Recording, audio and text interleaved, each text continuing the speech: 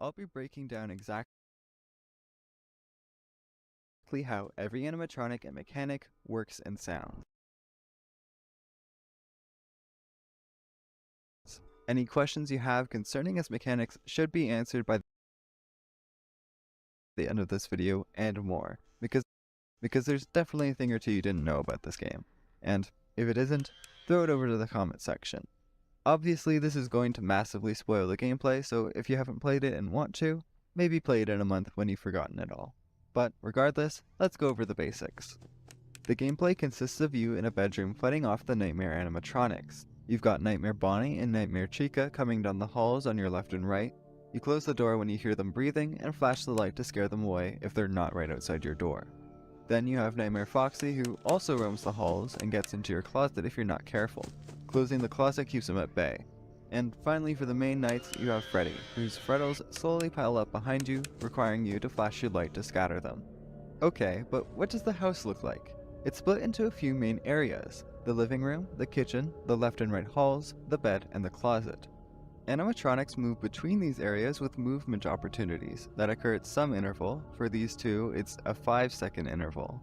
A lot of things are based on intervals in this game, mostly determining when the animatronics will move, including from a door. They're called movement opportunities because they only have a certain chance to move, determined by their AI level, which obviously increases as you get further into the game. Now, unlike some other games in the series, every animatronic is pretty unique, so I'll be explaining each in sections. Starting us off, we have Bonnie and Chica. They both start out in the center of the living room with an opportunity to move every 5 seconds. They will, however, always fail this opportunity if you're listening to their respective door, if you cleared one of them from the door and you still have it shut, or if you closed the door on one of them while they were in the far hall, but not by the door. From the center, they will move to their respective sides, Bonnie to the left of the living room, Chica to the right. Then Bonnie will either move to the far left hall or back to the center, and Chica will either move to the far right hall or to the kitchen, which acts the same as the center but with added pots clanging, which sounds like this.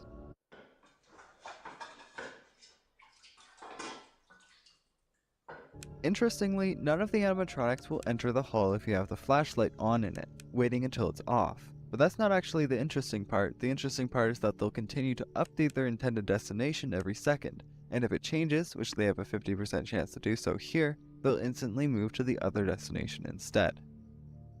As well, all movements around this area will have a soft walking sound, something like this. Walking sounds do vary in volume and panning depending on where you are in the room and which side it's coming from, so use that to your advantage. Anyways, at the far hall, on their next movement, they will move to your door. At this point, they can still move back to the far hall, but we'll wait until it's a 10-second interval. Any movements around this area will have a louder walk sound like this. When they've been at your door for 20 minus the night number cumulative seconds, which resets when they're cleared, they will jump scare you the next time you view the bed. Now, how do we deal with them? Well, if they're in the far hall, flashing the light will cause them to retreat to the center living room. Otherwise, if they're by your door and you flash the light, well, you know. It is never usually that bad in any of the games, so I'll play through.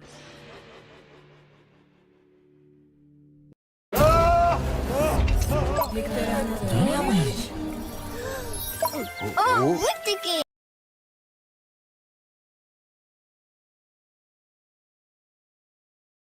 Instead, you need to check for breathing, which will be something like this. And closing the door while they're near will cause them to retreat to their side of the living room at the next 3-second interval. However, closing the door while they're at the far hall will actually bring them to your door, but the door won't be able to clear them until you open the door and reclose it. Also, on nights 2 to 4, they will have a certain time at which they'll be forced to your door the next time you're in the middle of the room. For Bonnie, that's a random hour from 2 to 5 AM, and for Chica, it's 3 to 5 AM.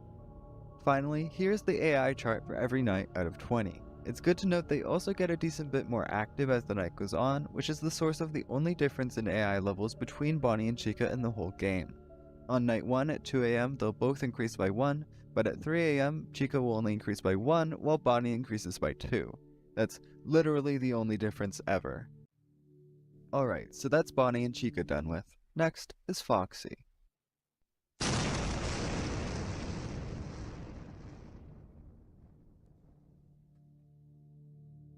He also starts out in the living room with an opportunity to move every 5 seconds. However, he doesn't have a side and from there can move to either side of the living room.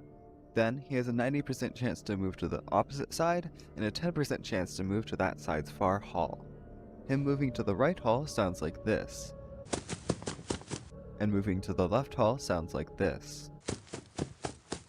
The only way you can deal with him is shining the flashlight on the hall he's in, though be careful that Bonnie or Chica aren't also with you. If he's in the hall and you go to the opposite side door, he'll run into the room and hide in your closet.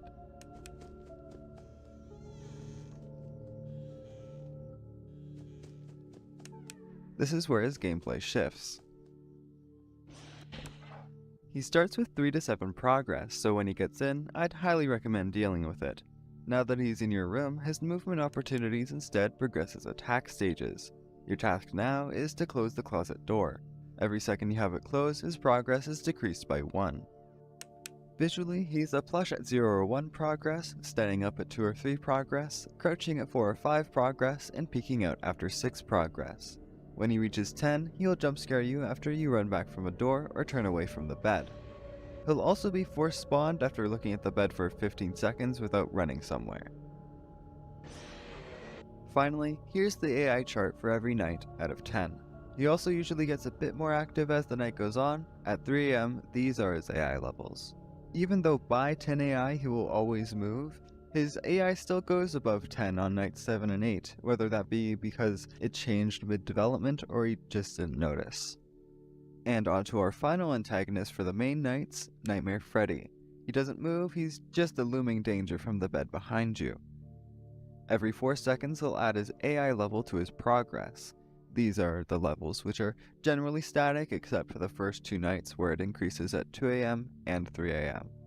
He'll also progress 5 times a second on nights 2 and later if you haven't run in 30 seconds. You can visually see this progress by the number of frettles on your bed, 1 for every 10 progress up to 3 frettles. You can also audibly hear this progress by the volume of the frettles' incessant screeching, at a volume of 1 after 20 progress and a volume of 2 after 30 progress. Once he's reached 60 progress, the next time you shine the light on the bed, or at 3-second intervals while you're looking at the bed without shining for some reason, he'll jump scare you. He will also unavoidably jump scare you when reaching 80 progress. Simply using your flashlight on the bed will decrease that progress every 50 milliseconds or 20 times a second. Now you might have noticed a bit of a discrepancy. A 5th night has been conspicuously left out of the conversation this whole time. It's 5 Nights at Freddy's, right?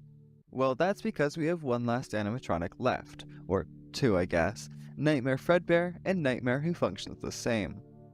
Replacing every other animatronic when they appear, they are this game's final boss. Nightmare Fredbear appears for the full night 5 and at 4 AM on night 6, while Nightmare replaces the animatronics at 4 AM on nights 7 and 8. Starting out in the living room center, Fredbear has a movement opportunity every 3 seconds, while Nightmare has one every 2 seconds. They'll then move to either side of the living room, and from there either move silently to the hall, or move to the other side of the living room, making this noise to the right, and this noise to the left. From the hall, they will jump scare you after 15 seconds on nights 5 and 6, 10 seconds on night 7, and 8 seconds on night 8. If they're in the hall, flashing the light will cause them to approach, and keeping it on will result in a quick game over. Closing the door will force them to retreat to the opposite side of the living room at the next 3-second interval. However, there is another place they'll appear. If they've been on a side of the hall for 10 seconds and you go to the opposite side door, he'll silently teleport to either the bed or closet. Additionally, their movement check sees a number that changes every second, either 1 or 2, and if it's a specific number for a cumulative 30 seconds, or 20 for Nightmare, they'll laugh and teleport to either the bed or closet. They can do this up to 4 times on night 5, but only 2 times otherwise. But beware, every 10 seconds they aren't on the bed, they have a 10% chance of doing a fake laugh. From the bed or closet, Fredbear will kill you after 20 seconds, when Nightmare only takes 11. Though Fredbear's 20 seconds is a little misleading because you get jump scared if you return to the center after only 10 seconds. When on the bed, you need to flash the light and they'll leave after 2 1-second intervals, moving to a random side of the living room. For the closet, they'll leave at the next 3-second interval, also moving to a random side of the living room.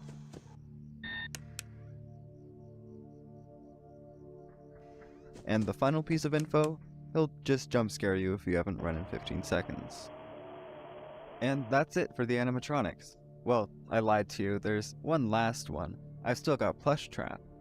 But before we get to that, there's still a couple more things to know about the main gameplay. First up, the flashlight flickering isn't random. It's actually connected to how much danger you're in. You gain 1 danger from Bonnie or Chica in the far hall, and 2 if they're near the door. You gain 2 danger if Foxy's in your room, and you have 1 danger from Freddy if he's progressed to 20, 3 after 30, and 5 after 50 progress. Starting at 2 danger, as your danger increases, the lights will more noticeably and be more likely to dim. Oh, and while this game doesn't have a custom night, it does have challenges if you want to obtain all 10 stars. These challenges are Blind Mode, which just makes your screen blank, Insta Foxy, which makes you start with Foxy in the closet with the 3 to 7 progress he normally starts with, Mad Freddy, which replaces the 4-second interval adding AI with 2-second intervals adding 5, effectively 10 AI, and All Nightmare, which forces you to deal with 2020 mode's Nightmare for the whole 6 hours. Fredbear or Nightmare won't actually move for the first 20 seconds, but make sure you move because they'll still get you after 15 seconds. And for our final AI breakdown, we have Plushtrap and his entirely separate minigame. You get a progressively shorter amount of time to lure Plushtrap onto the X in front of you in the hopes of skipping 2 hours of the first 5 nights, or 1 hour on any night if you're playing fun with Nightmare Balloon Boy. Plushtrap's aggression starts at 0, increasing by 1 every frame the light isn't on, along with an additional aggressiveness bonus every frame, which is randomized from 0 to 2 whenever he moves. Every 2 seconds, Plushtrap has the opportunity to move if he's aggressive enough, checking if it's higher than a random number from 400 to 499. When moving, his aggression resets to 200, but flashing the light resets his aggression entirely. Plushtrap has a few stages. Starting from the chair, he'll move to getting off the chair, playing this sound. Flashing the light at this point will reset him back to the chair. From there, he'll either move to the far left or right door, playing this sound to the left, and this sound to the right. He can then move to the middle of the hall, playing this sound, and then move to the close left or right door, playing the same sounds as before. Finally, he will move to the X, playing this sound. But he's guaranteed the next movement, so if you're not quick, he will get you the next time you flash the light. As for Nightmare Balloon Boy, it's largely the same. His aggressiveness is higher, randomized from 0 to 4 instead of 0 to 2. And every 2 seconds he has a third chance to play a sound effect, guaranteed when he moves to the X. He also only gives you half a second when reaching the X instead of 2 with Plushtrap.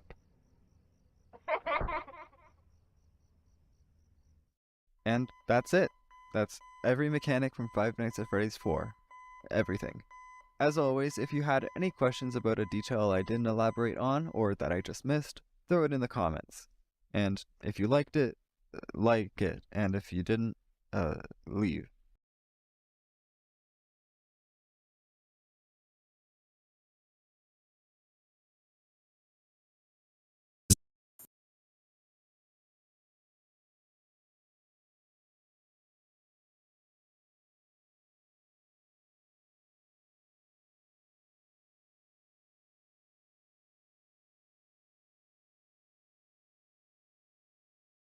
Five Nights at Freddy's hasn't always been known for glitches and errors. Whoa! Bug! I found one! What the? But that obviously doesn't mean it didn't have them. But there's so little information on what and how stuff breaks that I've decided I'll be the one to document them. All of them. I said, like now, 17 months ago. It took a lot of time and effort, but the time was mostly because I was busy. But over that time, I and a few others have gathered for you today 172 glitches, bugs, errors, exploits, and mistakes from the original 7 mainline games. Now, just before we begin, I made the jump scares a ton quieter. Any and all questions are encouraged in the comments, and captions and timestamps are provided if you so desire. With that said, let's get to these glitches, because boy can they break things.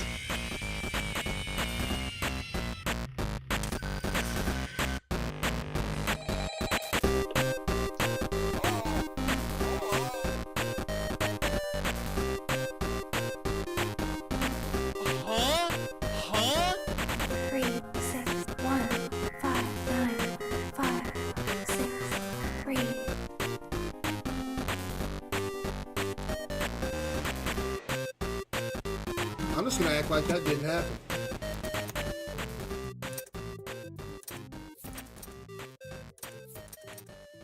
Of course though, I need to set some ground rules to explain which ones I'm covering. I'm only including the main games made in ClickTeam Fusion, so I'm basically not dealing with anything past Ultimate Custom Night. Those games have so much more content and are many times more complex, I could not and cannot cover them adequately. Furthermore, this is specifically discussing the latest version of the original PC release, not ports. Though they do share many of the same issues, they're still under active development and things get complicated quick when you're dealing with multiple different console variations and versions.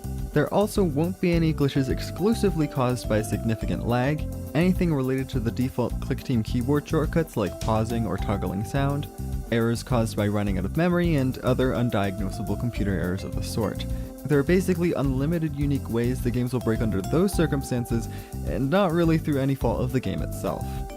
And no, I'm not including lore, typos, or render errors. We're just gonna have to assume that's how you spell pizzeria in the FNAF universe, and Bunny being able to float is a real part of the canon. Now, with all that done, let's first check out the glitches that appear across multiple games. It'd be impossible for me to make this video and not mention being able to beat the night while being jump scared, but its status as a glitch is unclear. On one hand, it is possible in FNAF 1, 2, 3, 4, and Pizzeria Simulator, but on the other, it is a feature that's got intentionally patched out of Sister Location's private room and isn't present in Ultimate Custom Night. So it could be intended, or it could be unintended and just wasn't that important.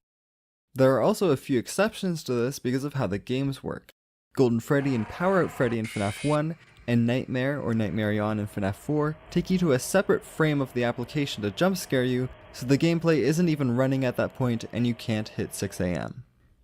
Another issue I cannot make this video without acknowledging is your monitor getting stuck and not being able to pull it down again. I've looked into this and it's been an issue in FNAF 1, 2, 3, and Sister Location's private room and custom night. What's supposed to happen is that when you flip the monitor, it sets a value called flip it to 1, then resets it to 0 when the monitor animation completes. It gets stuck when there's enough lag that the full monitor flip animation completes within a frame, and the flip it value gets reset to 0 before it's even set to 1, so it gets stuck at 1, stopping you from flipping the monitors because it thinks the animation isn't done. It is possible to create a camera system that isn't vulnerable to this. Ultimate Custom Night pulls it off, but I can say this bug will only occur with a lot of lag, so I won't be officially counting it. The last place you'd look for a glitch is the main menu, but it is a little broken in FNAF 1, 2, and 3. First of all, once you've clicked on a night, it takes 20 frames to actually send you to the night, but you can still move to other options during that time, and because that also changes the selected night number, you get sent to a different night than you actually clicked. And this is what allows you to skip the Night 1 newspaper whenever you want, as you can click continue and then just press up or hover over new game, updating the night number to 1 but sending you to the normal night screen, not showing the newspaper as would happen if you had clicked new game. If you have Night 1 as your saved night, but have the Night 6 or Custom Night buttons unlocked, the first time you try to select those buttons, it'll immediately change back to the Continue button. The game is supposed to default your selection to Continue if you have a saved night above 1, but it doesn't just check once when you open the menu. If it fails because your saved night isn't above 1, it keeps checking until it is above 1. Hovering over the Night 6 or Custom Night buttons sets the night number to 6 or 7 and erroneously triggers the default selection event. But there's one more, much more serious glitch on the title screen. If you hover over the Continue button for one frame and have a different option selected on the next frame, you'll see a weird night number showing very briefly. That number is the level number in your save, which after beating the custom night is an even higher number than you'd ever play. Normally this doesn't show because it limits the night number to 5 if you have the Continue button selected, but because of how events are ordered, the game sets the night number based on what you had selected on the previous frame.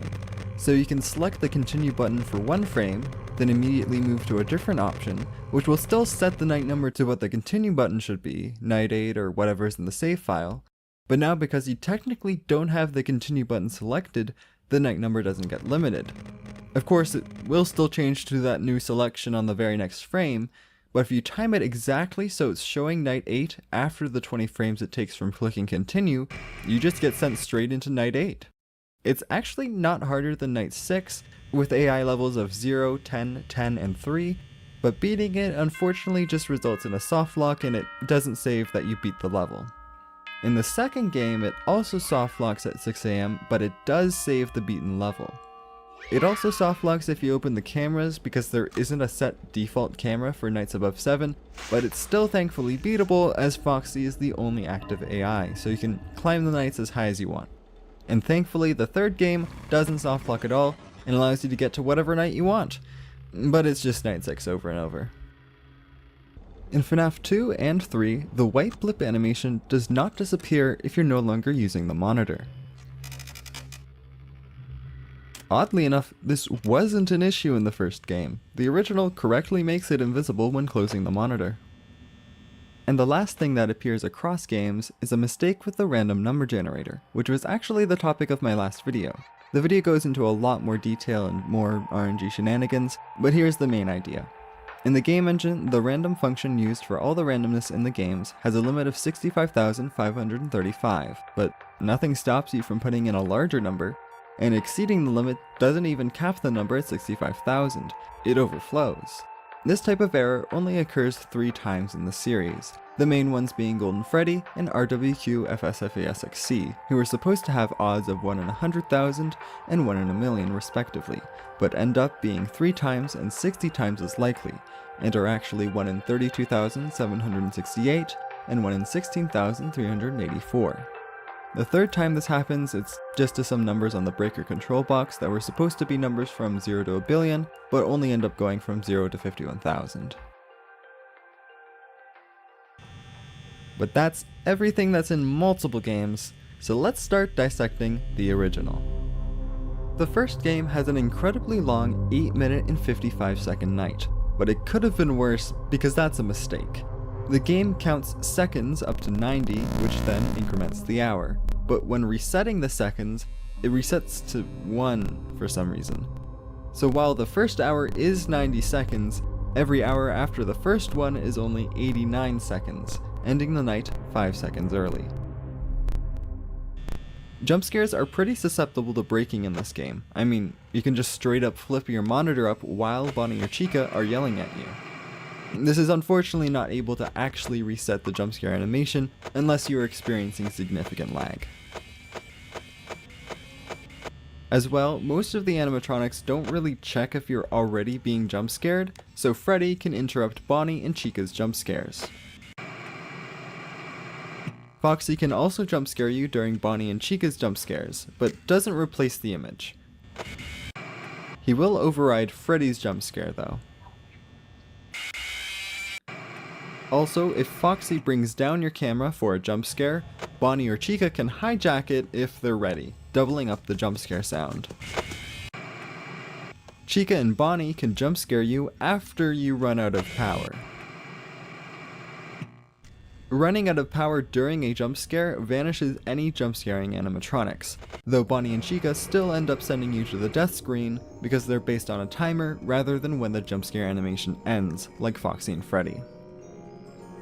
But did you see that? The fan was still animating for a decent amount of time.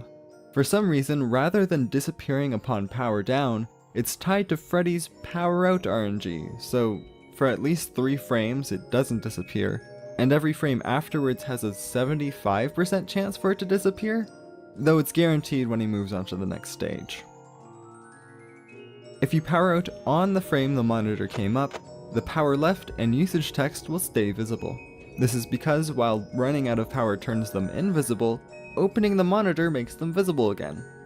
I'm not sure why the monitor makes them visible, nothing else makes them invisible, and the only thing that code ends up doing is cause this bug, but it is frame perfect though. The opposite camera problem plagues the fan and Halloween pumpkin, staying invisible after flipping the cameras. Those 2 objects are made invisible when flipping the monitor, and set to be visible if you're viewing The Office, but they have a special condition such that it only runs once each time you view The Office, rather than constantly re-triggering. But If you flip the tablet fast enough, the viewing variable effectively stays at 0, so the objects think you never stopped viewing the office and won't be set to be visible again. Of course, the cameras themselves are a little off. You can honk Freddy's nose while watching them. There's just no check that stops you. When you run out of power, most of the visuals update a frame late, and this is what you see before it actually flips down the cameras. Also, Cam 1C's text disappears. It has no reason to, it shouldn't, but it does. Could this be important to the story? No, what? No, what do you mean? What? During the 5 seconds of static caused by Bonnie or Chica moving, the kitchen audio-only text won't disappear, even if you're not on the kitchen camera. The doors, door buttons, and Golden Freddy don't disappear on the first frame of cams being open, which allows you to place them wherever. The cameras Foxy can appear in are a little special, in that they depend on what progress he's made. As well, one of them is animated, and that requires a special condition so it doesn't change the camera image during Foxy's running animation. But then you run into the issue of the fact that the camera doesn't change while Foxy is running. It doesn't update to the animation, it doesn't update at all. If you bring down the cameras while he's running and bring them up again, you can see the office in the cameras. Or if you click onto a different camera and click back to the West Hall, nothing happens. The same thing happens with Pirate Cove. Nothing is set to show up while he's running, so nothing does show up. Foxy can also break things when you use the door lights. Ordinarily, Foxy turns off the door lights when he's set to jump scare you, and the jump scare itself stops you from using them. But if you can somehow delay the actual jump scare, you can turn the lights back on and overwrite his jump scare image with the image of the office lit up. You can do this by opening the door when he shows up. He's only set to either knock on the door if it's closed, or jump scare you if it's open. But while it's opening or closing, he'll wait. So if you time it right, you can open the door, Foxy turns off the door light, you turn it back on, he tries to jump scare you when the door finishes opening, but the light animation overwrites it, and you're stuck again in Office Purgatory. Being the first game in the series, it had some weird quirks in how he implemented animatronic movements. We'll use the term movement opportunity to describe when an enemy has the ability to move, usually a percentage chance. In the case of Bonnie and Chica, it's about every 5 seconds, with a tiny difference between the two. But Bonnie and Chica both use the same variable to determine who's moving on any given frame, and for the first couple movement opportunities, Chica and Bonnie's movements are so close together that they might try to move on the same frame, but Chica's is ordered after and will just overwrite Bonnie's movement. This means that despite Bonnie being at 20 AI, it's possible that he just does not move at the very start. Similarly to Foxy, if Bonnie or Chica are at a door and succeed a movement opportunity, they'll do nothing while the door is being closed or opened, waiting until the animation finishes. The other character is also able to overwrite their movement during that time. Bonnie and Chica play a weird noise called robot voice when they're in the hall corners, only on nights 4 and onwards. It's the same noise that plays when you get an It's Me hallucination. But if a hallucination plays on nights 1 to 3, and Bonnie or Chica are in the hall corners, it won't stop playing. It's only set to be muted if the hallucination is playing and neither of the animatronics are in the hall corners, forgetting that it's still supposed to be muted if it's before night 4. And to cover this game's last error, I need to briefly explain how audio works in Click Game Fusion. There are a couple ways you can play audio samples, but the method Scott uses in all the FNAF games is to play audio samples on a specific numbered audio channel. You can only play one sample at a time on any specific channel, so any new audio will cut it off, unless it's marked as uninterruptible. In the case of the monitor blip, window scare, nose honk, and Foxy knocking on the door, all of those sounds can very noticeably cut each other off, as they all use the same channel. Alright, on to the prequel.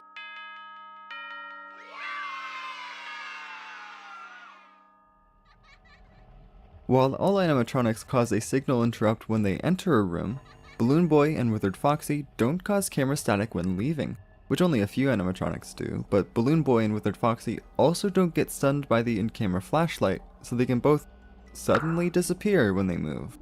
It looks like I cut the video, but no, they literally just pop out of existence. Both of them don't appear on many cameras, which is probably why this didn't get caught, but it is a very obvious oversight. The puppet's movement chance is slightly higher than intended. For every other AI, it's either random 20 is less than AI, or random 20 plus 1 is less than or equal to AI, which both mean that they have an AI level out of 20 chance to move, which is pretty intuitive. It seems like there being two different implementations for the exact same idea was a mistake that Scott had to fix for some of the characters. It looks like he never fixed the puppet, who uses random 20 is less than or equal to AI. It means the puppet's movements end up being AI plus 1 out of 20, though considering how fast he moves anyways, it barely makes any difference. Have you ever seen this paper pal in your office? You are probably playing the custom night. I know this because there's a bug that causes him to only appear in the custom night. The paper pal actually has an AI, which has a 1% chance of being 1 at the start of any night. Unfortunately, that's reset to 0 if it's not the custom night. This is because before setting what AI levels the night needs, it resets all AI levels, just so it doesn't need to put AI level 0 for every animatronic that doesn't appear that night. But the paper pal's AI is special because it gets set even before that, and always gets reset on any night other than the custom night. The AI levels don't need to be reset on the custom night because it just sets every level to the ones you selected, which is why the paper pal can appear at all. Golden Freddy has a similar problem, where an old fix resets his AI at the start of the night, making him never appear on nights 3 to 5 even though he was supposed to. He does appear on night 2 though, because his AI gets set at 1 AM. RWQ FSFASXC doesn't disappear when you're in danger, even though he's supposed to, because the check that makes him invisible is right before the check that makes him visible again. If you were holding the flashlight on a camera, flip cams down into an animatronic attack, and Golden Freddy spawns, even though you're not supposed to be able to shine the hall flashlight while in danger, it stays lit for 1 frame after closing cams, causing Golden Freddy to seemingly kill you for no reason. Weirdly enough, you can use the vent lights during an attack, no problem. It'll cause Withered Freddy, Bonnie, and Chica to disappear from the room, though temporarily. Does this mean that Toy Freddy is in some way more powerful? Yes. Most vent animatronics either only go into the vent opening if you're in the cameras, or when you're not using the vent light, but Toy Chica doesn't check at all, and is now the 3rd animatronic in this game that can just nonchalantly teleport before our very eyes. The hall light gets jammed by animatronics moving in the hall, but the jamming sound doesn't stop if you keep holding the light and flip up the cameras, nor if the hall light unjams. If you click a cam and immediately flip the monitor down, when you flip it back up, you might end up with 2 cameras selected. The monitor saves which camera you were last looking at, so when you flip it back up, you're still looking at the same camera. And this breaks in this instance because it only saves it every 0.2 seconds. So if you click a camera and flip it down before it saves it, the Your View object that stalls animatronics and handles sound moves to the camera you clicked, but when you open the monitor again, you'll be looking at the old camera. Shadow Freddy and Endo02 don't leave the cameras after looking at them for half a second. I actually made a whole video about how that went wrong, but the gist is that Scott was doing some debugging, made a testing object, but actually set some values to a non-test object, didn't remove the debug stuff, and didn't notice that he broke the mechanic. It should look like this.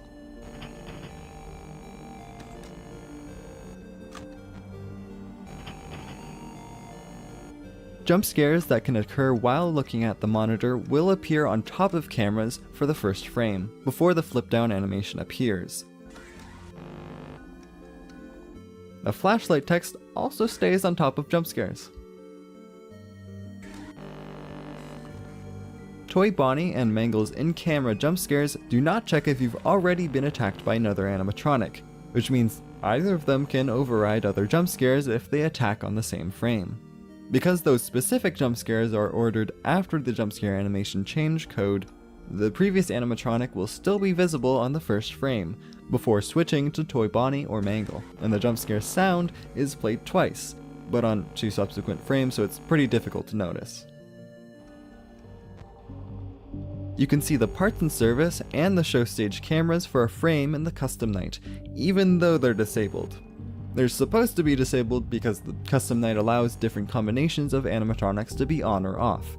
There are no limits as to which animatronic can leave first.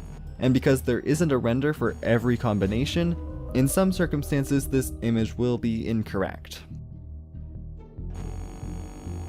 If the monitor is immediately forced down by an attacking animatronic, or you bring it down yourself, while a previous blackout was fading, a longer, bugged version of a blackout will occur. Using the monitor usually removes the blackout fade, but the monitor needs to be up for a full frame, and in this case it wasn't, and the game mistakenly redoes the previous 4-second fade, then does the normal blackout, but the texture is invisible because it thinks it just faded. Freddy's nose can't be honked in cameras like in the previous game, but it can be honked with the mask on. You can put the mask on while flipping up the monitor, which would soft lock you in older versions, but there was a band-aid fix in 1.03, where the mask would overwrite the camera view, but it still looks glitchy and both dropping animations play when you try to take it off. The first frame of the Save the minigame looks a little weird because while the position is set on the first frame, the walls and some other props are set before the position is set, and only update on the second frame. Хочеш, щоб смартфон був захищений?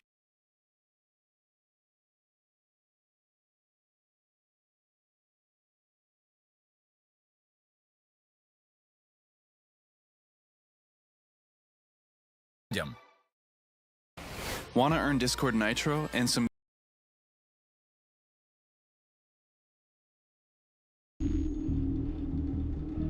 Animatronics generally can't enter the office if there's another normal animatronic already inside, or if you don't have your camera up.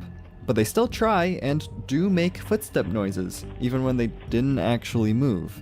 And Toy Bonnie will permanently cause camera static while cam stalled, even though he's not moving. Oddly enough, the footstep quirk only really applies to Mangle and Toy and Withered Freddy. All the others we just don't hear footsteps. When any animatronic, other than the puppet, moves in one of the party rooms, one of the walk sounds is supposed to play, but it usually doesn't. Unfortunately, for a long time, there was a bug in the game engine that caused audio channels to never again play an interruptible sound if an uninterruptible sound has ever played in it. The exact cause is unknown, either the flag never reset or sounds just failed to be cleared from the channel, but either way, generally it just doesn't work out if you have a mix of interruptible sounds and uninterruptible sounds in a single channel. Relating this to FNAF 2, the vent walk sounds are uninterruptible, along with the nose honk, and they share an audio channel with the regular walk sounds, which are interruptible. This means once you hear a vent sound, or have honked the nose, you will not hear a regular walk sound until the next night, where it clears the channel. This also affects Mangle's office sounds. You might not have even known Mangle was supposed to make noises. When Mangle's hanging from the ceiling, it's supposed to play a bunch of random noises. Balloon Boy's laugh, error sounds, walk sounds, vent walk sounds, and Mangle's specific metallic walking sounds. Because of this glitch, only the vent walk sounds and Mangle's walking sounds ever actually play. This was incidentally fixed in the Click Team ports because of Fusion Update 290 in late 2017, long after the last update to the PC release. You can still hear these sounds on the PC release if you toggle the game audio with Ctrl S.